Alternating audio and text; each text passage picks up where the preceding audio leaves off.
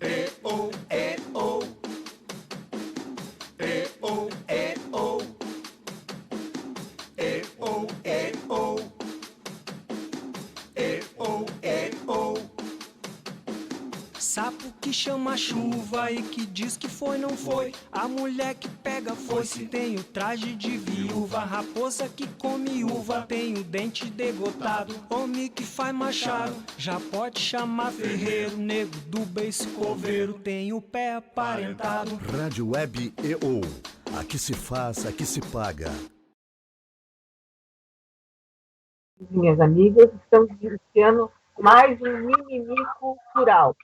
Hoje com as presenças de Suelen Aires Gonçalves, socióloga, Cláudia Campos, empreendedora, e Maíra Janaína, a capoeirista.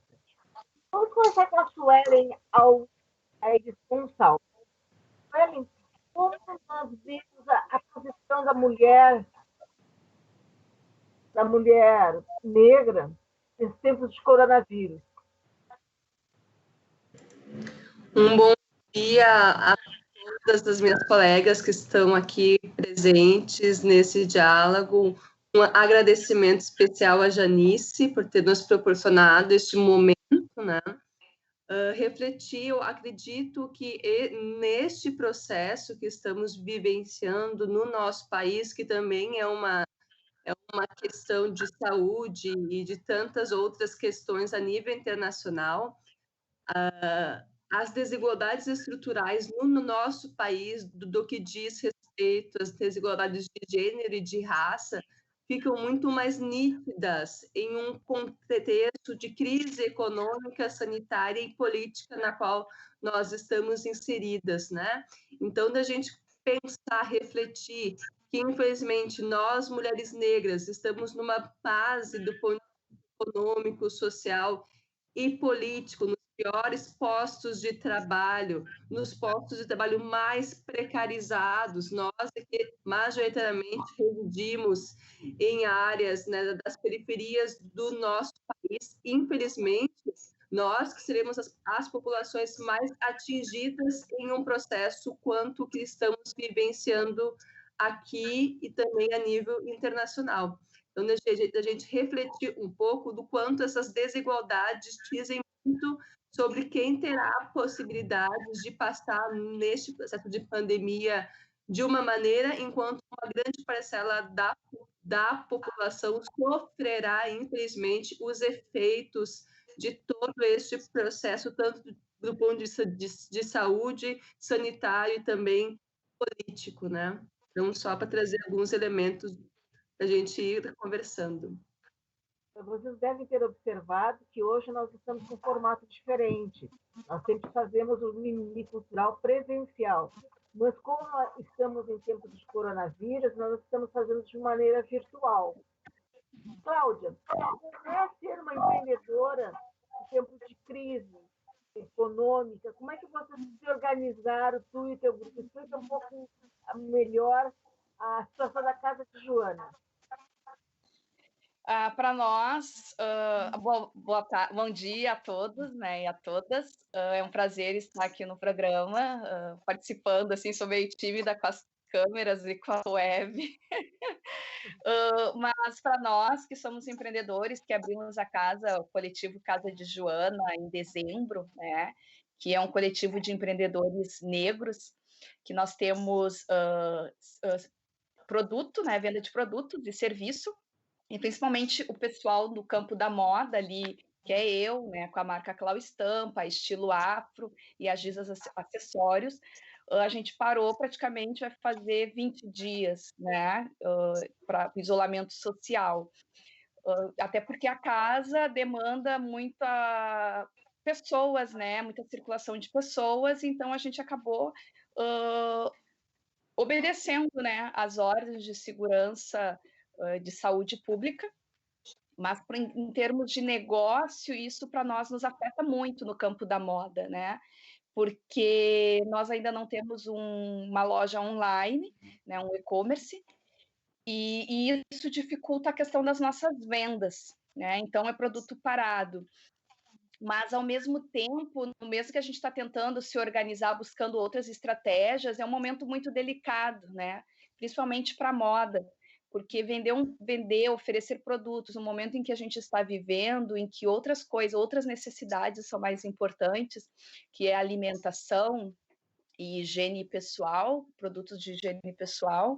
Então, isso se torna muito difícil, ainda mais nós, que somos a maior parte do coletivo militantes negros, e que nós temos toda uma militância em relação à nossa cultura, à nossa raça, né, enquanto negros. Então, trabalhar nesse campo da moda, da forma de mercadológica, capitalista, se torna muito difícil para nós. Então, o campo da moda fica muito difícil. Eu, nas minhas redes sociais da Clau Estampas, eu levei praticamente 2 semanas até ter um posicionamento de como eu ia trazer a minha marca de volta, né?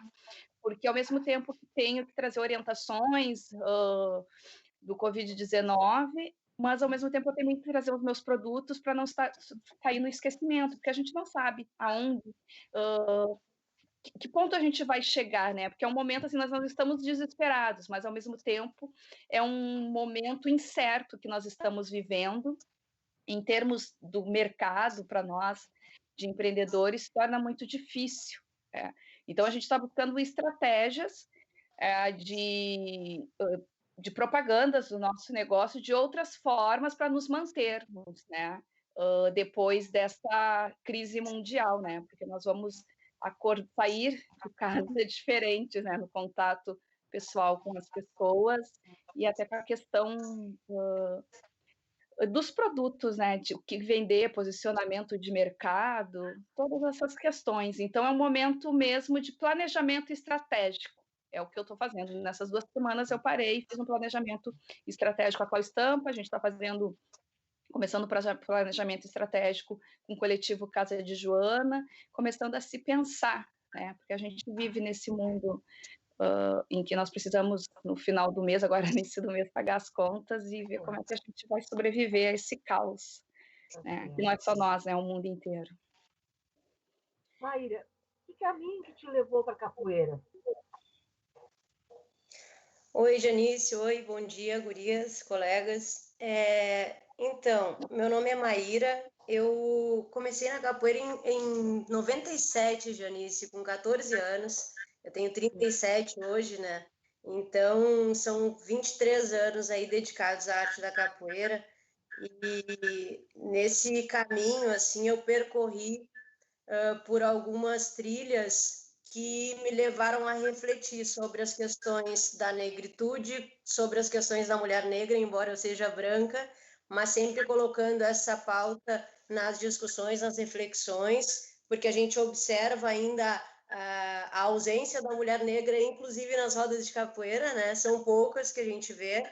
Primeiro, a questão do machismo, predominantemente um espaço masculino, machista, e depois a ausência de mulheres e a ausência de mulheres negras, numa arte que é negra, né, na sua origem. Então, só um pouquinho, a minha bateria esquentou aqui, parece.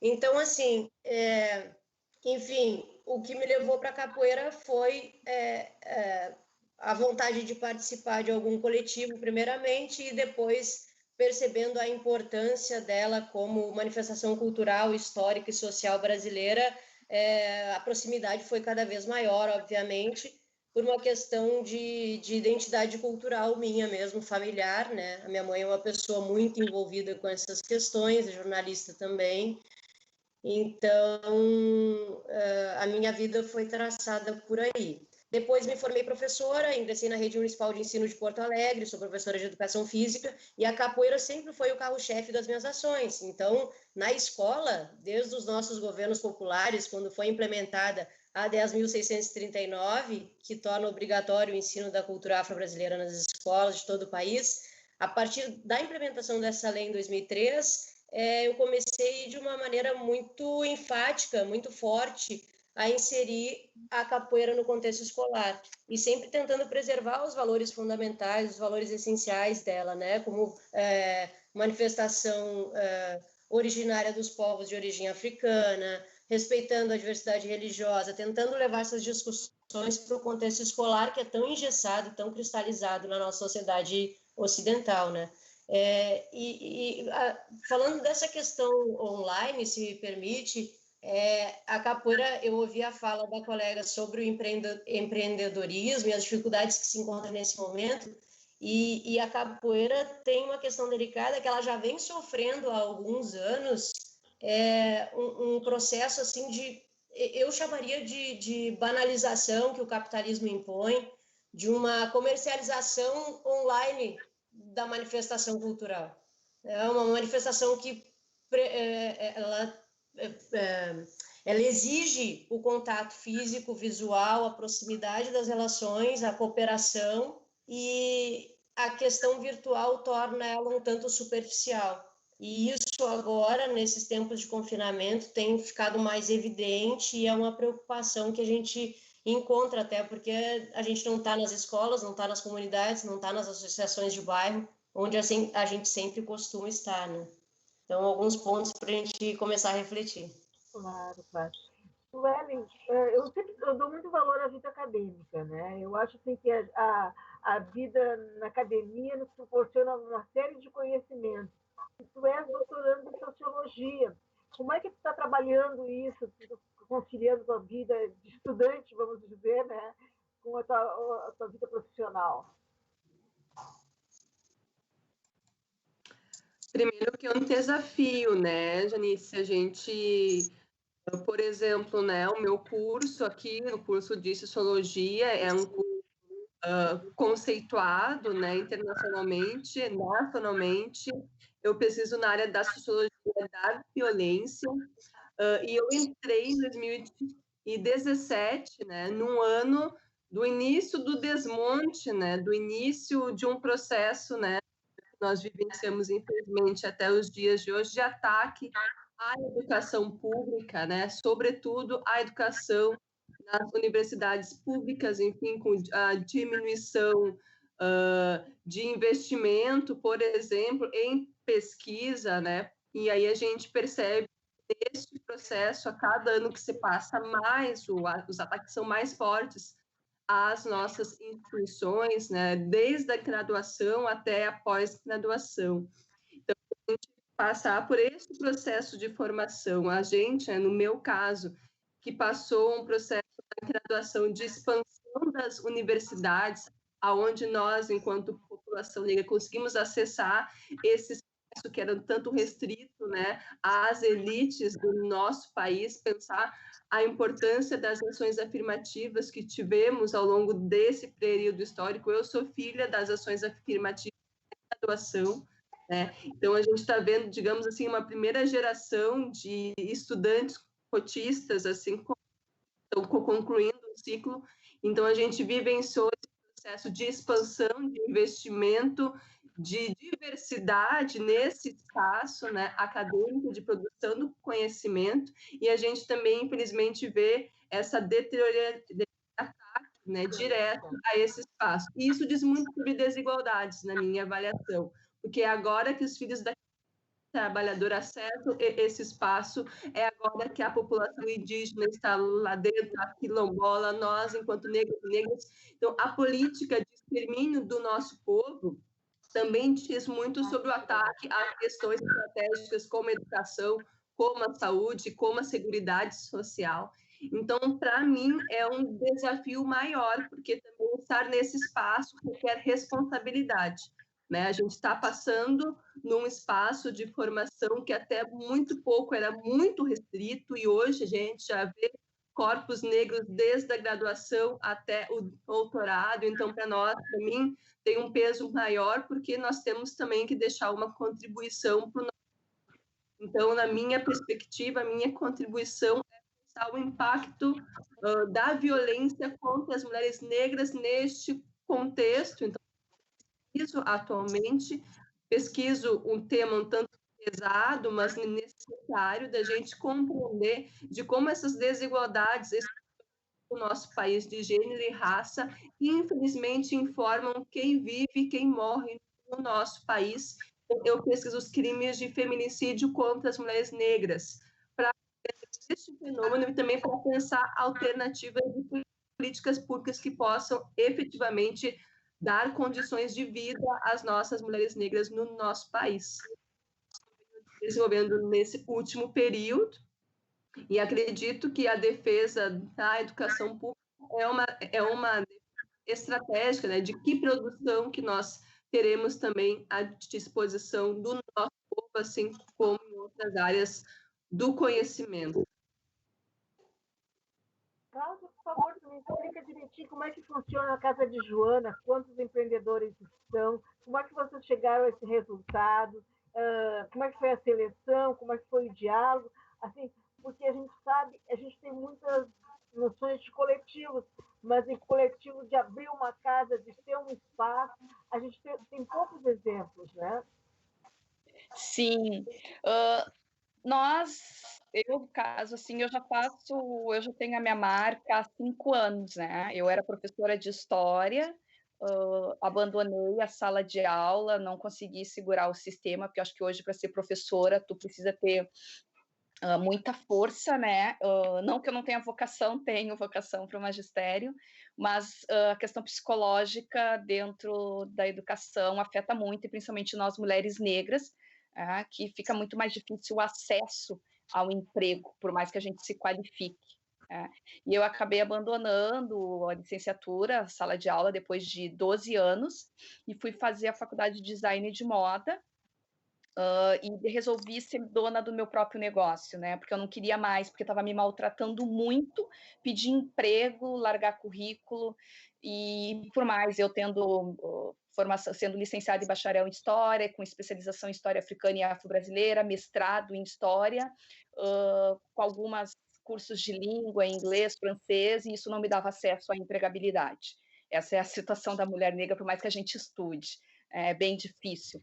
E aí, nisso fez com que eu fosse estudar. Meu marido é professor universitário, eu tinha desconto de 80% para fazer uma nova formação, e fui fazer design de moda. E nesse decorrer, eu decidi que eu não ia mais pedir emprego a ninguém, porque isso estava me fazendo muito mal mesmo, eu estava adoecendo. E aí eu resolvi empreender. Fui empreender por necessidade, sim, porque por mais que às vezes as pessoas acham que nós somos mulheres, às vezes casadas, nós queremos sim ser mulheres independentes financeiramente. Eu sempre busquei isso desde os meus 13 anos de idade, sempre busquei minha independência financeira, que é desde a idade que eu trabalho. E aí isso fez com que eu empreendesse, né, há 5 anos com a marca Clau Estampas, fazendo feira, nas feiras de rua, né, vendendo meus produtos, produzindo, né, que a Clau Estampa eu faço toda a estamparia, eu desenho as estampas com o intuito de valorizar a cultura afro-brasileira, que foi a forma de eu trazer a história, não abandonar a história, porque eu amo muito estudar. Então eu desenvolvo a estamparia com o intuito de valorizar a nossa história brasileira negra, e utilizo tecidos da fibra da garrafa PET, algodão orgânico, então com uma pegada sustentável. E trabalhando nisso, né, fazendo modelagem, costurando as peças, é onde eu estou hoje aqui no meu ateliê, que eu desenvolvo todas as peças, né, porque isso é uma outra visão do empreendedor negro, né, a gente coloca a mão. Então eu faço da estamparia à costura e depois eu vou para os locais de venda, vender o meu produto. Nisso fiz mais ou menos 4 anos e meio. E nesse meio nas feiras, eu conheci algumas gurias, também mulheres negras, que faziam feira comigo no ramo da moda, da alimentação. E trabalhar em feira, inicialmente, não é uma coisa que, como eu digo assim, para uma classe média alta, que quer deixar seus privilégios, é legal ir para a feira, montar, desmontar, aquela vibe maravilhosa, com uma música, mas para nós mulheres negras é uma coisa que maltratava muito, me maltratava muito, porque a gente remetia muito aos nossos pais, que sempre fizeram força, né? Sempre a mão de obra pesada. Então, aquela coisa de montar uma feira, desmontar, carregar sacolas para dentro do carro, tirar, passar praticamente quase 8 horas vendendo um produto, às vezes não vendendo, com condições precárias, às vezes tinha banheiros, às vezes não tinha banheiro, não tinha uma alimentação, assim, um lanchinho. Então, a gente que já vinha de uma situação da nossa realidade, as feiras não brilhavam muito os nossos olhos, era por necessidade mesmo, era para mostrar o nosso Não produto. tem glamour, não é o glamour, né? Não era glamour, né? Enquanto a gente olhava outras pessoas, assim, principalmente as pessoas brancas da classe média, média alta, aquela felicidade de estar ali, porque era o momento de viver a rua, de viver a comunidade, né? E nós já vivíamos a comunidade, a mulher negra sempre viveu a comunidade, os negros sempre viveram a comunidade, e sempre batalhando no seu dia a dia. E a gente sempre tentou melhorar, e a nossa educação sempre foi: vamos ter um canudo para trabalhar dentro do escritório, para trabalhar um trabalho que não seja muito pesado, né?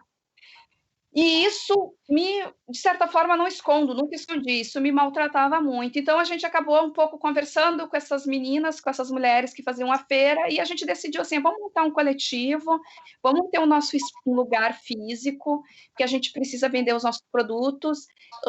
Quando a gente cria uma marca, a gente tem um produto, as pessoas querem um lugar físico, elas sempre perguntam, por mais que elas vão na feira, curtem aquela vibe, elas sempre perguntam para ti: onde é o teu lugar, né, de atendimento físico, eu posso te encontrar?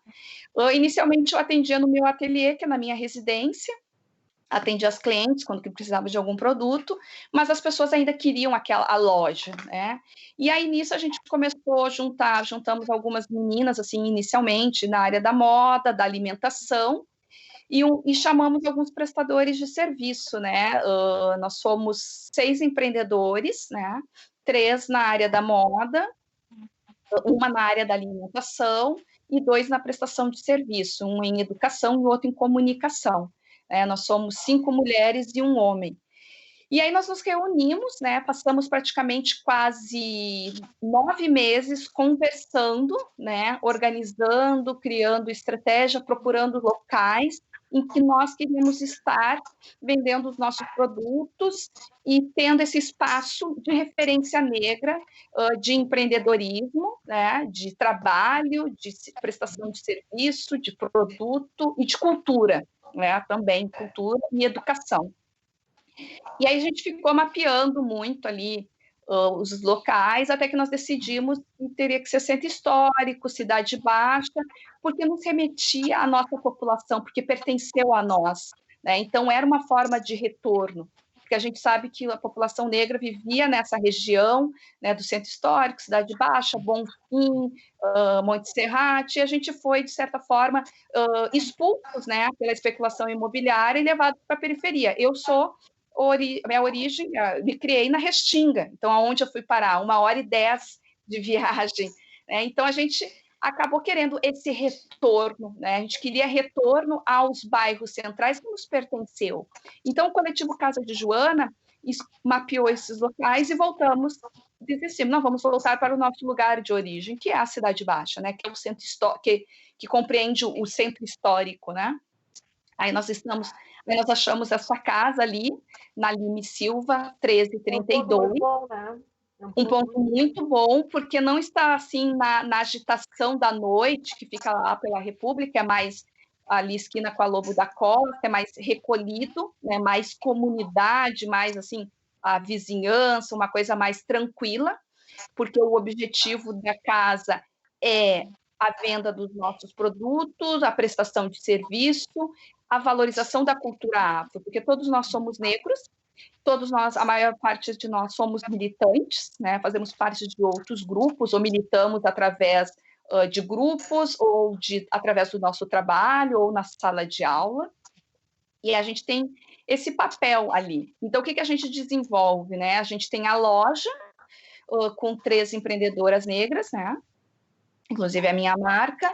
Aí nós temos a alimentação, né, com a Quinotrize, prestação de serviços, nós temos uma empresa de comunicação e marketing, né, que é do meu esposo, a Repique, do Davidson Campos, e uma psicopedagoga, Lisiane Belloli.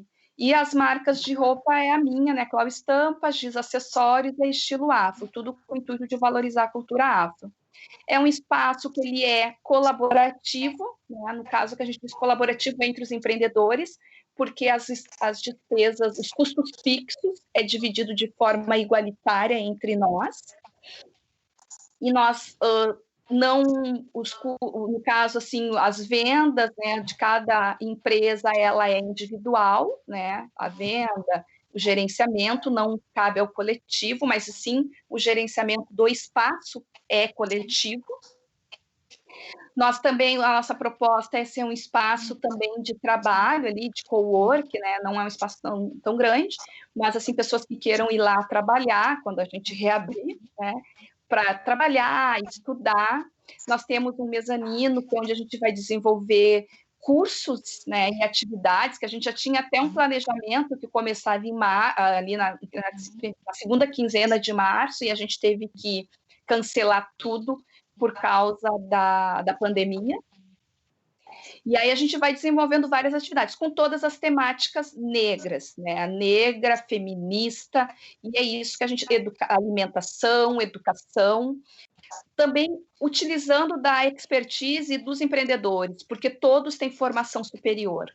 Por incrível que pareça, que às vezes as pessoas chegam ali achando que a gente muitas vezes empreende como os nossos antigos, nossos antepassados empreendiam, né, a partir de conhecimento comunitário, né? O nosso empreendedorismo, ele é qualificado no sentido, eu digo no sentido de qualificado, no sentido branco, né? Que a gente vai buscar essa educação na universidade, e muitas vezes depois o mercado não nos aceita, e a gente tem que colocar isso de alguma forma. Então, a gente acaba empreendendo e oferecendo os nossos serviços, mostrando que tem qualificação, né? No meu caso, a minha marca, eu sou designer de moda e historiadora, então ele tem, sim, uma qualificação, ele tem todo um conhecimento de mercado no momento que eu desenvolvo essas peças, né?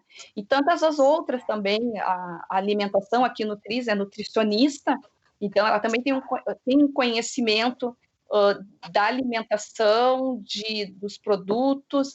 Então, isso também é uma forma...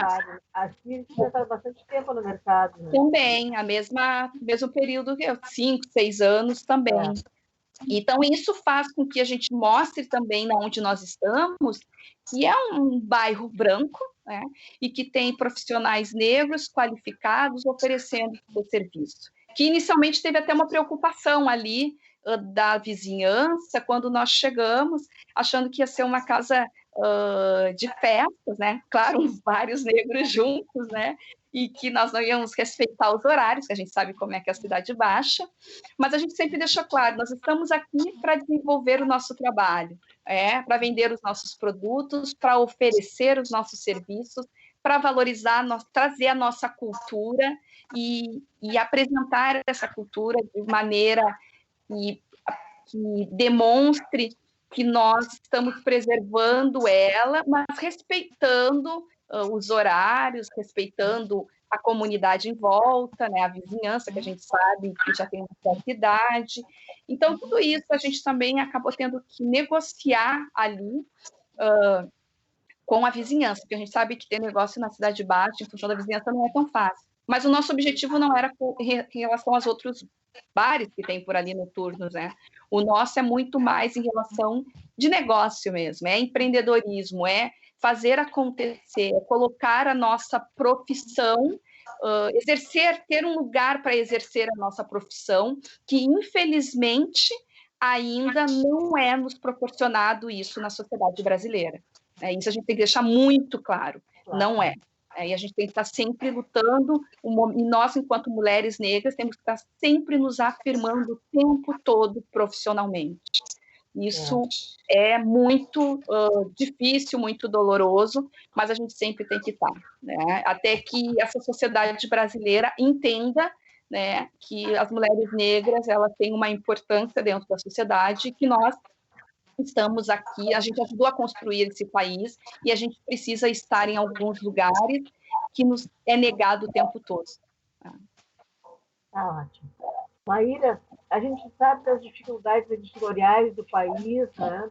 E tu conseguiste fazer um livro, né? Uma publicação. Conta como é que foi esse processo de conseguir, assim, pelo teu esforço, né, publicar um livro. Então, eu vou comentar do livro um pouco mais adiante, mas antes disso eu preciso fazer um pequeno resgate que eu ia fazer no começo, mas achei que a fala era inicial, então eu deixei para depois. Eu faço parte, Janice, de uma escola de capoeira, que é a Escola de Capoeira Guerreiros, que foi fundada em 1983 pelo mestre Farol. O mestre Farol, ele é um cara que começou a dar aula de capoeira na Restinga, quando a Restinga não tinha acesso, né? Era areião, não tinha ônibus, até pouco tempo não tinha lotação, a gente sabe da dificuldade que é chegar até lá ainda, né, nos dias atuais.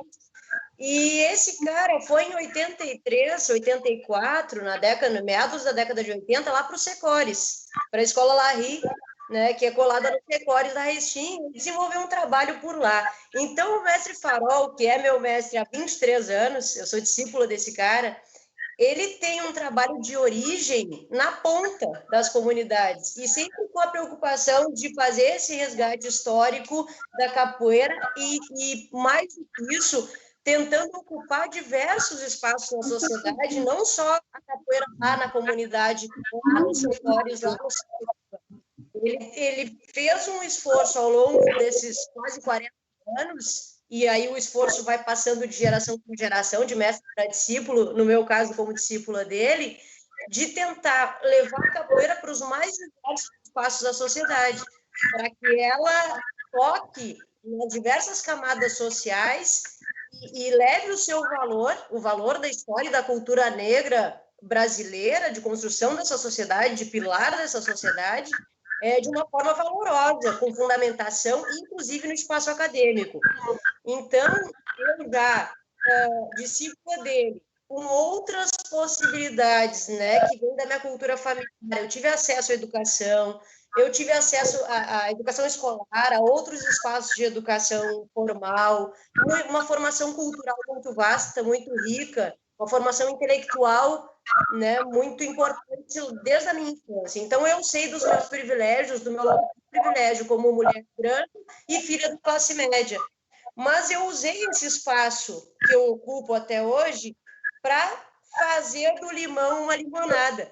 E como capoeirista, que sempre foi o carro-chefe da minha vida, eu fui, então, para a universidade, cursei Educação Física na ESF URGS, e a capoeira esteve em todos os cursos acadêmicos da minha graduação. Eu fiz o trabalho de conclusão de curso sobre a mulher negra, né, professora da Rede Municipal de Porto Alegre. A minha colaboradora foi uma professora muito amiga minha de Educação Física, né, hoje uma pessoa muito querida para mim. Então, eu fui estudar desde sempre esses espaços de educação formal vinculados à cultura popular brasileira, sempre fazendo essa ligação, e aí, por vezes, linkando gênero, etnia, raça e a questão social. Por outras vezes, tratando mais especificamente da capoeira, como foi o caso do mestrado. A dissertação de mestrado, que eu fiz também na ESF URGS, a minha casa desde sempre, ela, por curiosidade, foi a primeira dissertação de mestrado sobre capoeira da Escola de Educação Física da URGS. A capoeira, ela é uma atividade física também, né? Entre tantas outras coisas que ela pode ser classificada. Ela é prioritariamente uma atividade física, ela é uma luta, ela é a luta brasileira, a luta de libertação, né? Eu sempre costumo dizer que o negro escravizado, o sujeito escravizado, ele não brincou de capoeira para se libertar, ele batia mesmo, porque ou ele matava ou ele morria. Então, a capoeira foi a luta corporal desde então. E classificada dessa forma, ela é de extrema importância num ambiente como a Escola de Educação Física brasileira, onde ela deveria ser colocada como prioridade no currículo da formação, porque ela trata da cultura corporal brasileira especificamente, né? A cultura indígena, a cultura negra, os jogos, as lutas, enfim, as danças, os rituais, tudo isso é a prática corporal brasileira, né? Cultura corporal brasileira. E a capoeira, nesse meio, não tinha valorização nenhuma, e não tem ainda, né? Ao longo da minha graduação, eu fui cursar a disciplina de capoeira no curso de Educação Física na Federal da Bahia, como aluna especial, porque na URGS não tinha essa possibilidade. E eu queria mais, eu queria ver onde a capoeira estava inserida como elemento acadêmico também, né? E de que forma ela era tratada nesse meio. Quando retornei, passei a ministrar aulas na disciplina de História da Educação Física, a professora me cedeu um espaço, depois até o fim da minha graduação, para eu falar sobre a história da capoeira. A professora Silvana Goelner, que trata do futebol feminino hoje com uma propriedade incrível, uma pessoa que trata muito bem das questões de gênero na sociedade brasileira. Então, eu consegui galgar, consegui garantir esse espaço com bastante esforço, sim, usando o meu espaço de privilégio de mulher branca dentro da Universidade Federal, quando ainda, claro, eu não tinha nenhuma colega negra, nenhum colega negro. Eu me formei em 2006 com 52 pessoas, nenhum negro, nem homem, nem mulher. Não tinha ainda as cotas implementadas, né? A Universidade Federal, uma universidade hegemonicamente branca, a educação física, mais ainda, um curso muito branco, muito elitizado, e colocar capoeira nesse meio foi muito difícil, sim. As pessoas cansavam de mim, cansavam do meu discurso, cansavam da minha prática. Ah, lá vem ela falar de capoeira de novo. Ah, lá vem ela falar de capoeira de novo. E eu fui, sim, falar de capoeira de novo, até fazer a primeira dissertação de mestrado sobre capoeira no contexto escolar da Escola de Educação Física da Universidade Federal. Em 2014, antes de fazer o mestrado, eu escrevi um livro. Eu fiz o caminho inverso. Geralmente as pessoas fazem o mestrado e depois escrevem o livro. Como eu dei com a cara na porta, tentei mestrado 2 vezes, não entrei, porque o tema capoeira não interessa muito, né? Então eu tentei pela 3ª vez, entrei no mestrado, mas aí eu já tinha escrito o livro. Na primeira vez que eu não passei no mestrado, eu pensei, bom, se o meu tema não interessa à academia nesse momento, eu vou fazer com as minhas próprias mãos. E aí uma colega minha, professora de música da Rede Municipal de Ensino de Porto Alegre, a professora Caroline Ponço, me convidou para escrever um livro, porque nós duas iniciamos um projeto interdisciplinar na Rede Municipal de Ensino de Porto Alegre, projeto Capoeira em Diálogo. Esse projeto ele foi permeando por todos os espaços escolares sem a gente formalizar. Quando a gente percebeu, a capoeira já estava na sala de aula, já estava auxiliando na alfabetização das crianças, as crianças estavam sendo alfabetizadas pelas nomenclaturas da capoeira. A professora referência pegava o conhecimento corporal que as crianças traziam, porque praticavam a capoeira comigo, né, nas aulas específicas. As crianças levavam isso para a sala de aula nos momentos de alfabetização formal, e a professora significava esse conhecimento corporal e verbal que eles traziam e aproveitava isso para alfabetizá-los a partir do interesse deles, que era a capoeira. Na aula de música, a mesma coisa. As crianças manifestavam a batucada, manifestavam as cantigas, expressavam isso. Então, a capoeira ela foi se entrelaçando nas disciplinas curriculares de uma forma espontânea, e aí, lá pelas tantas, a gente ficou preocupada em registrar isso.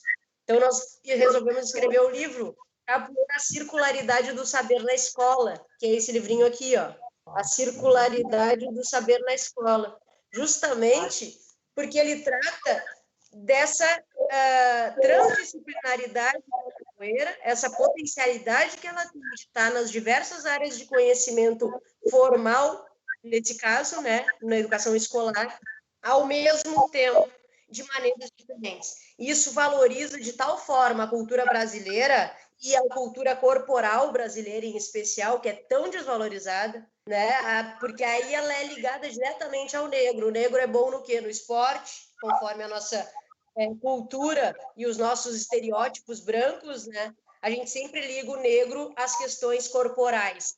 E trazer a capoeira como um elemento intelectual também na escola e na universidade, isso é de uma potência muito grande no Brasil, porque ela quebra uma série de paradigmas que são instituídos desde sempre na nossa sociedade.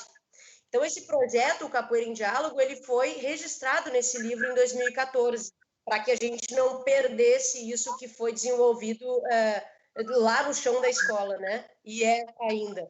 Agora, na última gestão da prefeitura, a gente perdeu bastante espaço, né? A gente tem perdido bastante espaço, mas mesmo assim eu tenho lutado para resistir. E na universidade, voltando para a universidade hoje, desde quando eu terminei meu mestrado em 2017, eu consegui implementar, junto com o meu orientador, que é o professor Vicente Molina Neto, com o apoio irrestrito dele, fundamental, a gente conseguiu implementar o projeto de extensão capoeira, diálogos pedagógicos na ESEF-URGS. Então, a capoeira, desde quando eu terminei meu mestrado, ela continua na ESEF-URGS como projeto de extensão. Eu desenvolvo esse projeto lá toda semana para o público acadêmico, ele atende estudantes de toda a universidade e também comunidade externa. Então, nesse projeto, eu tenho estudantes de doutorado da URGS, de mestrado, estudantes de graduação de filosofia, de música, de diversos cursos. É uma diversidade incrível que se reúne na ESEF-URGS para fazer capoeira, para falar sobre capoeira, para treinar capoeira, para aprender, para jogar dentro da universidade, é um espaço formal. Então, essa conquista, ela é, sim, muito significativa, porque é um espaço que sempre nos foi negado. Eu passei a graduação lutando para falar sobre capoeira. Hoje eu tenho um projeto de extensão formal vinculado à universidade para tratar só de capoeira. E isso é uma conquista aí de minha parte, 20 anos tentando, lutando por isso, e já pegando a luta do mestre Farol, que vem de 40 anos, né, desde de pé no barro na Restinga, até chegar dentro da Universidade Federal do Rio Grande do Sul e continuar nas comunidades. Esse é o principal. O mestre Farol ainda dá aula no centro comunitário, não mais na Restinga, mas no Secopan, na Cavalhada. Eu sou professora do município, dou aula na vila ainda, na escola até hoje, e não vou sair de lá. Então, esse link que a gente faz entre cultura acadêmica, cultura escolar, cultura comunitária, cultura da onde for, das associações de bairro, da rua, esse vínculo a gente não pode perder. Porque se a gente perder esse fio, aí a cultura popular brasileira se perde de verdade.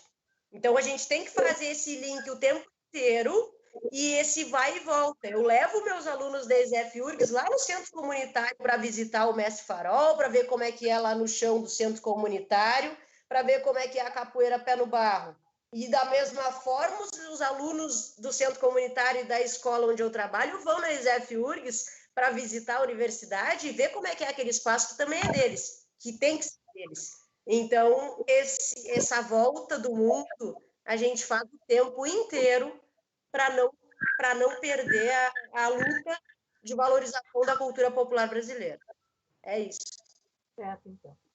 Sueli, conta melhor para a gente esse teu projeto, esses trabalhos que tu faz em relação à violência, que é a tua especialidade, né?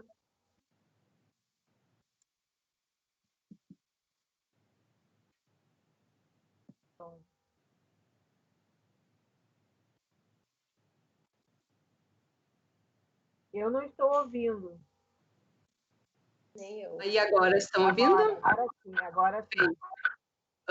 Pensando de que maneira as nossas produções, do ponto de vista acadêmico, precisam estar dialogando, tendo, digamos assim, que devam estar à disposição da população, sobretudo a população na qual a gente se dirige.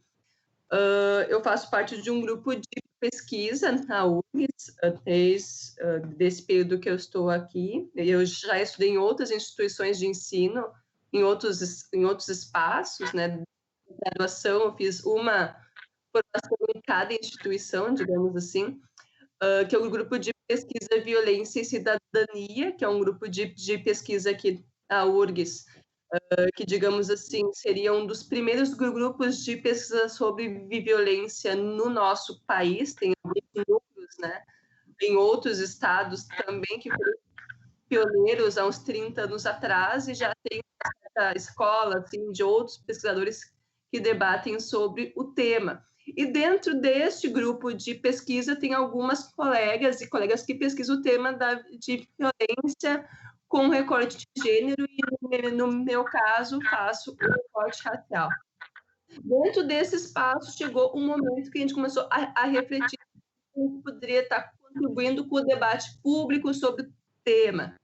Eu acredito que cada uma de nós que fomos convidadas aqui, de alguma maneira, né, a partir da sua produção, a partir desse seu espaço, além de produzir o que produzimos, trazemos reflexões a partir dessa experiência e disputamos, de uma certa maneira, uma narrativa sobre as nossas produções, né? Se a gente for perceber, por exemplo, né, o que tanto a Maíra quanto a Cláudia também nos apresentaram das suas experiências, além de produzir essa experiência, a gente produzir uma opinião sobre os temas e sobre as questões que a gente vem problematizando.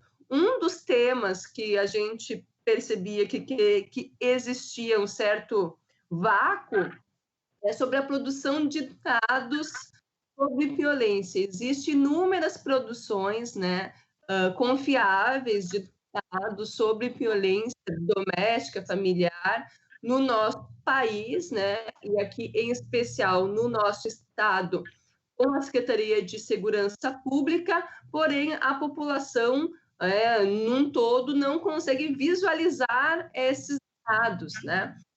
Então pensamos nós, colegas, de que maneira produzir, apresentar as nossas pesquisas, né, para a comunidade como um todo, trazendo também alguns elementos que muito nos eram demandados. Por exemplo, nós recebíamos inúmeras demandas sobre, bom, vocês têm dados relativos a estupro no nosso estado, a violência doméstica, aos feminicídios, e esses dados existem, mas não eram de tão fácil acesso quanto deveria ser, né? Então, optamos em de que maneira a gente poderia fazer esse link das nossas produções com uma demanda real que existia sobre os dados oficiais e sobre de que maneira a gente poderia pensar a partir deles outras políticas e, ao mesmo tempo, trazer o tema dos feminicídios para uma pauta política, do ponto de vista de apresentar alternativas e pensar algumas alianças com outros setores. Então, nesse último ano, eu e uma outra colega, a colega Cristina, criamos o Atlas dos Feminicídios aqui do Rio Grande do Sul, buscando, então, apresentar os dados que tivemos no estado de tentativas e casos consumados desde o ano de 2012 até o atual período, apresentando, então, de uma maneira mais didática, de uma maneira de um fácil acesso à produção, apresentando, então, as cidades, os índices, tentando trazer alguns elementos para a reflexão coletiva sobre um crime que recentemente foi tipificado e era considerado até pouco tempo como um crime passional, mas que na realidade é uma violência brutal contra as mulheres e contra as mulheres negras, que mesmo com inúmeras políticas públicas de enfrentamento à violência que tivemos num período antes do golpe, né, que infelizmente o golpe de 2016 ataca diretamente as políticas públicas em todos os âmbitos, em especial a das mulheres, e aí, obviamente, por nós mulheres negras sermos também uma grande parcela, nos atinge diretamente, né? E aí optamos, então, a trazer esse debate do ponto de vista de dar visibilidade a um crime, né, que é um crime majoritariamente que poderia ser evitado se houvesse uma intervenção do Estado pensando a vida dessa mulher e da sua família como um todo. Não há só uma morte de uma mulher pelo fato de ser mulher, mas também há um ataque aos seus filhos e à sua família, enquanto toda uma comunidade sofre com este processo. Então, tivemos essa provocação inicial e optamos em fazer, bom, de que maneira que a gente tira do espaço da produção de artigos, das nossas teses, dos nossos trabalhos, e a gente oferece à população como um todo informação com base na ciência, onde dá visibilidade também à produção de pesquisadoras e pesquisadores também do ponto de vista dessa produção intelectual, mas ao mesmo tempo, o nosso intuito era dar ferramentas, né, para que todas e todos pudessem acessar esses dados, essas produções, e pudessem ter opinião sobre este tema e pudéssemos pensar coletivamente alternativas do que fazer diante deste fenômeno que atinge as populações do ponto de vista de todo mundo, mas que, infelizmente, o nosso país é o 5º país que mais mata mulheres pelo fato de serem mulheres, e aí dentro também desta perspectiva, as mulheres negras há um aumento substancial de morte para com essa população, enquanto as mulheres brancas há um decréscimo. Então, a nossa ideia também é evidenciar esses dados para a gente poder pensar o que fazer diante deste fenômeno social. Então, pensar políticas públicas de enfrentamento à violência, tá dialogando com outras áreas do conhecimento, por exemplo, das políticas públicas, dentre outras, para a gente pensar alternativas de vida para a nossa população como um todo.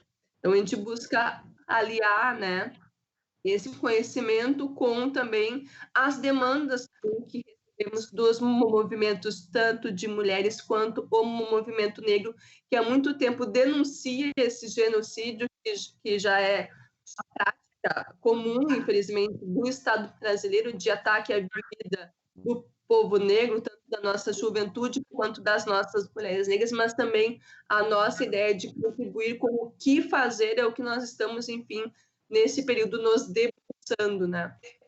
As políticas públicas na transversalidade de gênero e raça é central, ainda mais num país como o nosso, com desigualdades estruturais muito bem consolidadas, né? Então, a gente busca compreender a partir desse fenômeno o que fazer no enfrentamento à violência contra as mulheres no nosso país, em especial também aqui no Rio Grande do Sul. Cláudia, eu cheguei a acompanhar uma atividade que vocês estavam desenvolvendo nas quintas-feiras. Tive o grato prazer de assistir o sobrinho do Bedeu lá tocando. Eu achei muito bonita aquela atividade. Vocês vão manter isso aí depois ou não? Dá uma pitada do que seriam as programações, porque a coronavírus vai passar e a gente vai ter que estar preparado também para ter uma vida cultural ativa. Não, a proposta da casa é que quinta e sexta-feira a gente se estende mais. O horário de atendimento da casa é das 10 às 19 horas, de segunda, quarta e sábado. Quinta e sexta a gente atende das 10 às 23. E na quinta-feira a gente é o momento de um happy hour, né? Que começa ali por 19h30, sempre com cantores e cantoras negras locais. Então, como a gente disse, o objetivo da nossa casa, do coletivo, é valorizar a cultura afro-brasileira, né? Então, e a questão da representatividade. Então, nas quintas-feiras, quando a gente estava aberto, todas as quintas a gente sempre levava um artista, né? Uma cantora, um cantor negro, cantasse samba, MPB, indiferente do estilo musical, mas a questão do negro, né? Ser negro, né? Isso é a questão preponderante dentro da nossa casa, para cantar. Então, as quintas-feiras sempre reuniam o pessoal lá de 20 a 30 pessoas, fazendo essa atividade, né? Com a questão do isolamento, a gente teve que parar, né? Fechamos a casa, e na sexta-feira, sempre aberto para alguma atividade cultural. Na última sexta-feira, nós tivemos o lançamento de livros lá, lançamento de livros que a gente sempre está tendo, a casa é aberta a isso, alguma atividade cultural que as pessoas queiram desenvolver na sexta-feira, a casa está aberta, só nos procurar quando a gente estiver aberto novamente. Então, de ser um espaço negro, de ser um espaço negro, de valorizar a cultura, a ciência, o trabalho negro. É um espaço para a gente mostrar as nossas habilidades, as nossas competências, né, para essa sociedade brasileira, né, essa sociedade gaúcha. Então, é um espaço para isso. Oi? Passa o endereço. O endereço é na Rua Lime Silva, né, 1332, Cidade Baixa, né, fica sempre dado como centro histórico, né?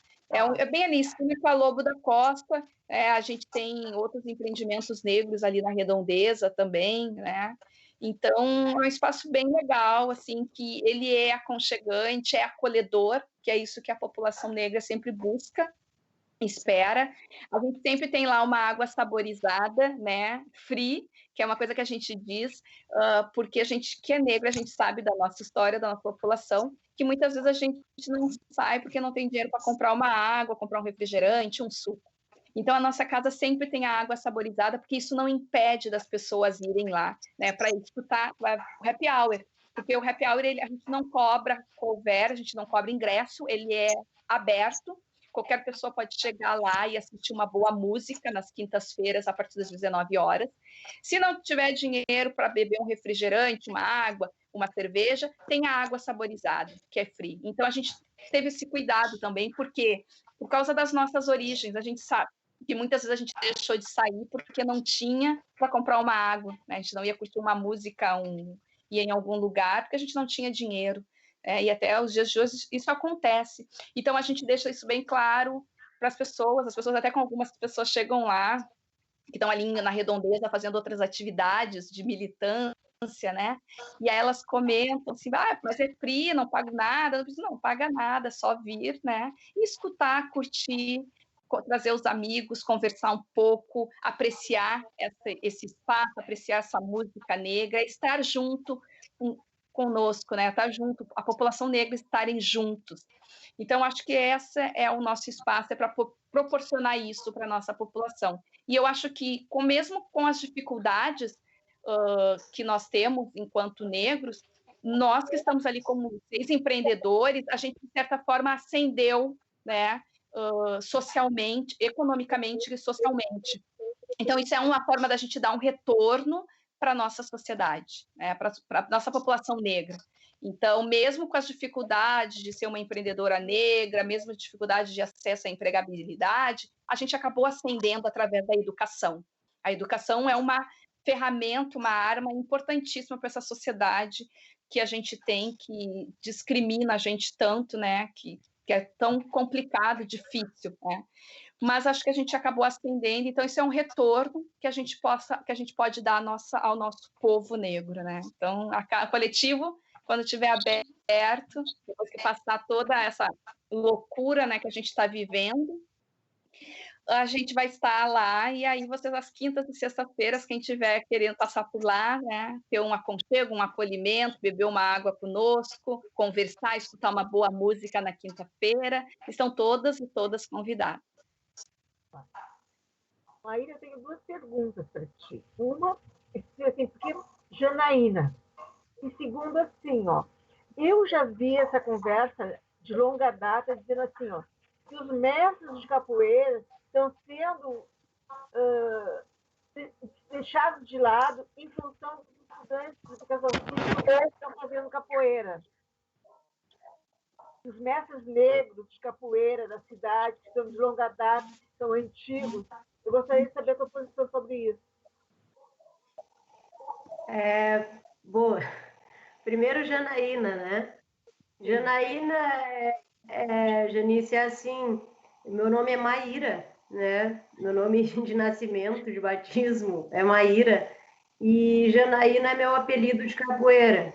Quando eu tinha 14 anos, um mestre de capoeira, que é o mestre Carcará, um grande mestre do estado do Rio Grande do Sul, inclusive contemporâneo do meu mestre Farol, eram muito amigos na infância, na adolescência. O mestre Carcará me chamou de Janaína, ele me deu esse nome. E aí ficou Janaína para sempre. Na capoeira, se falar Maíra, talvez as pessoas tenham dificuldade de saber quem é. Janaína é mais fácil, né? Então, Janaína é meu nome de capoeira, faz uma referência a Iemanjá, né? Ou Nossa Senhora dos Navegantes para os católicos, mas para nós Iemanjá, né? Então, remete a isso, tá? Ele me chamou de Janaína e assim ficou. Os motivos ele mesmo talvez possa explicar, mas ficou Janaína, tá bem?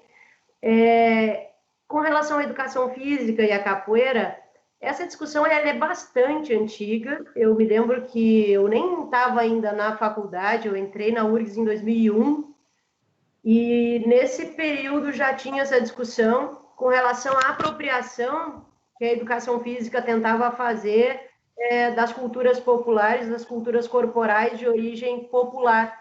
E aí não era só a capoeira nesse momento, a educação física, o Conselho Federal de Educação Física, o CONFEF, ele tentou se apropriar de uma maneira indevida, obviamente, da capoeira, das lutas, das artes marciais orientais, que são milenares, né? Judô, karatê, enfim, tai chi, outras lutas que não se aprende nos bancos acadêmicos.